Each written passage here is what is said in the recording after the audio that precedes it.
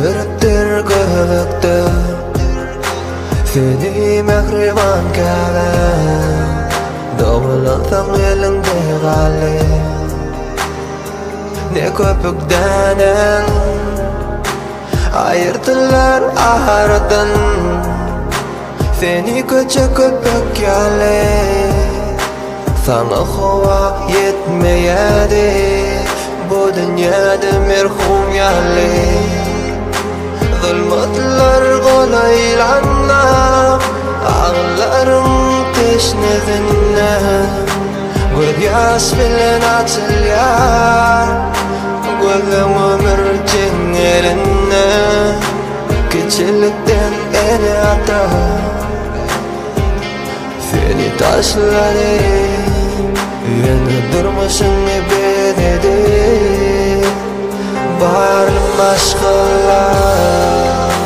Gitme senden korku Bu kalpta dem sonku Yılgırsın göz yaşlı Gözüm dolu ağlı Mehreme cenade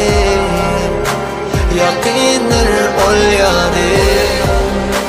Sevgin yoktur zalim Saklar korkun bari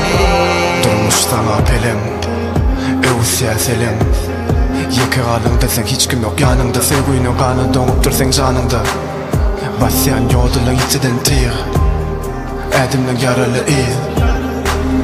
Çalı geplem, katı ümsüm İçinde sakladın ağılarını sen soyunumda Çoğaksı günne koyulun sen yartı yolla benne Aç uludun gözünü kısmata Seni söymedik kaynar batkada Sen ulolun inne göryen Durmuşum ehli gazaplı tarafın Qoğuluk her edimde bolmucuğun yakini yok Yanı düşüptü oyunup uzakta ya ilerde Sapayı bakyan sonunda Dünya iniren adam sana melhum Kısılan yumruk yalı sığmadın Soygun kucağına sen ılgıdın Yönü belliden Korku nemeti Seni taşladılar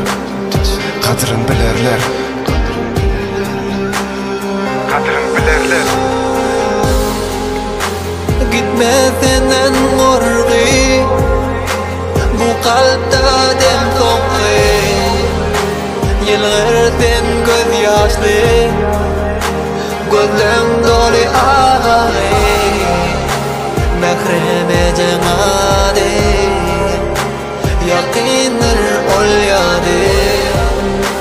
Sevgin yoktur zalim Saklar korkun bari